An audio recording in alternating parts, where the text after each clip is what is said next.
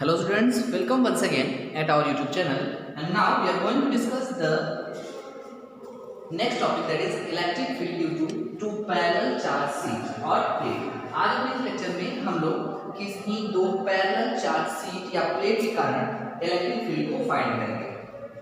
चलिए देख लेते हैं। Let's suppose we have two parallel charge sheets of charge densities sigma 1 and sigma 2। मान लेते हैं कि हमारे पास दो पैरेलल चार्ज शीट है यहाँ पर, जिसको हम लोग यहाँ पे नेम देते हैं सिग्मा 1। उनकी चार्ज डेंसिटी जो है वो सिग्मा 1 है और इसकी मान लेते हैं सिग्मा 2 है, और इनके बीच का जो सेपरेशन है उसको हम लोग डी कंसीडर कर सकते हैं यहाँ पर। तो आप चाहे तो ऐसे भी दिखा सकते हैं और चाहे तो हम लोग इसको लाइन से भी दिखा सकते हैं, आप ऐसे भी समझ सकते हैं। यहाँ पे ये शीट्स आपके सामने इस तरीके से रखी गई हैं। ये दो पैरेलल चार्ज शीट है जिनकी जो चार्ज डेंसिटी है वो मान लेते हैं कि पहली सीट है इसको फर्स्ट और इसको सेकंड नाम देते हैं, जिसका चार्ज डेंसिटी जो है इसका सिग्मा 1 है और इसका सिग्मा 2 है। यहाँ पे हमारे पास तीन पॉइंट्स हैं, हम लोग मान लेते हैं ए, ये आपका बी और ये तीसरा पॉइंट है आपका सी।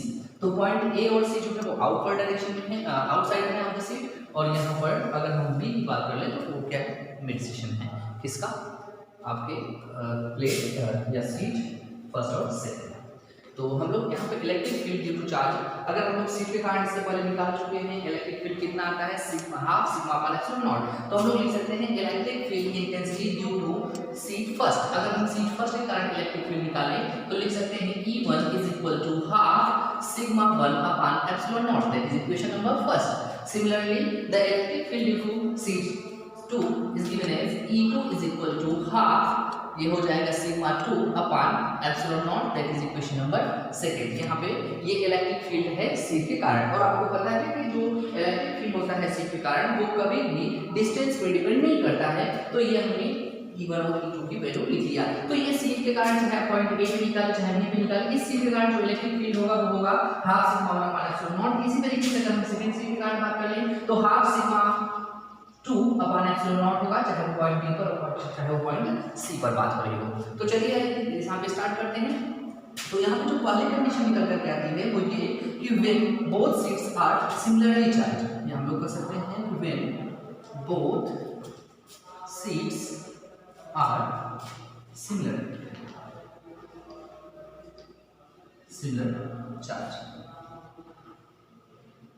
If both seats carry similar charge, then what happen? अगर दोनों सीट्स पे सिमिलर चार्जेस हैं, माने कि एक ही टाइप के हैं नेचर के चार्जेस हैं, जैसे कि पॉजिटिव है तो दूसरा भी पॉजिटिव है, या पहला नेगेटिव है तो दूसरा भी नेगेटिव है, तो क्या कंडीशंस आएंगी? तो आइए देख लेते हैं। सबसे पहले हम लोग इनसाइड देखते हैं, या फिर हम लोग कर सकते हैं इनसाइड, यहाँ पे देख लेते हैं इनसाइड। इनसाइड का मतलब कहाँ पर, एट पॉइंट, आपको पता है इनसाइड कौन सा पॉइंट लिए हम लोग, बी पॉइंट लिए हैं, तो एट पॉइंट बी पर बात कर रहे हैं हम लोग।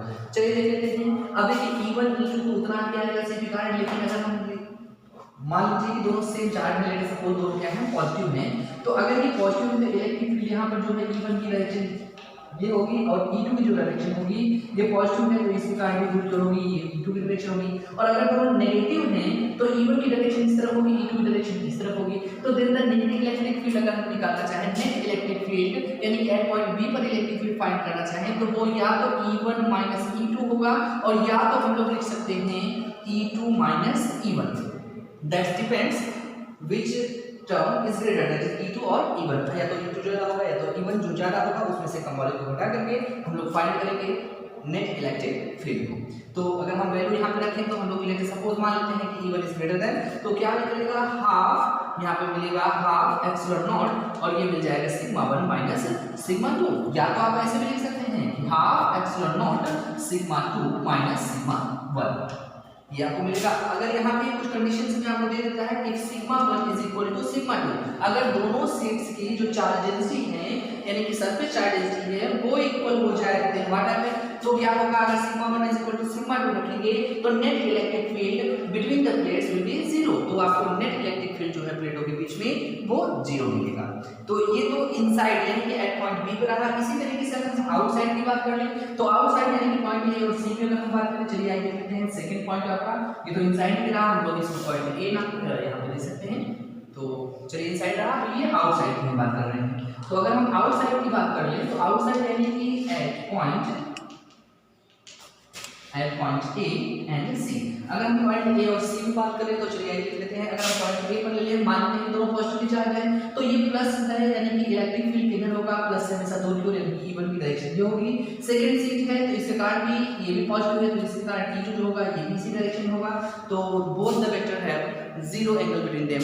Then what is the net electric field? अगर हम E नेट की बात कर ले तो E is equal to E1 plus E2। जो टोटल इलेक्ट्रिक फील्ड मिलेगा वो दोनों के सम के इक्वल मिलेगा क्योंकि इनके बीच का एंगल जीरो है।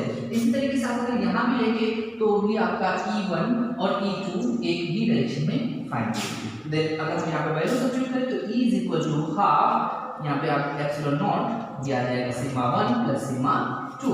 अगर यहाँ पे दोनों की वैल्यू सेम हो यानी हम लिख सकते हैं कि sigma 1 is equal to sigma 2। अगर दोनों प्लेट्स की चार्ज डेंसिटी सेम हो तो E इज इक्वल टू, आप अगर दोनों को ऐड करेंगे तो हो जाएगा कितना कि सिग्मा अपॉन एप्सिलॉन नॉट। तो याद रखेंगे। अच्छा यहाँ पे आप पूछ सकते हैं सर अगर यहाँ पे दोनों सीट्स नेगेटिव होती, अगर दोनों सीट्स नेगेटिव होती तो यहाँ पर इलेक्ट्रिक फील्ड की डायरेक्शन फिर भी एक ही डायरेक्शन में आपके पास मिलती, यानी कि नेट इलेक्ट्रिक फील्ड तब भी आपको मिलता कि sigma is equal to sigma upon epsilon naught. तो याद रखेंगे अगर दोनों सीट्स जो हैं वो सेम चार्ज हैं, यानी कि दोनों पर जो चार्ज का अमाउंट है वो सेम है, तो जो नेट इलेक्ट्रिक फील्ड है वो मिडल में जीरो मिलेगा और आउटसाइड ऑफ द सीट्स जो हैं वो कितना मिलेंगी कि सिग्मा अपॉन एप्सिलॉन नॉट,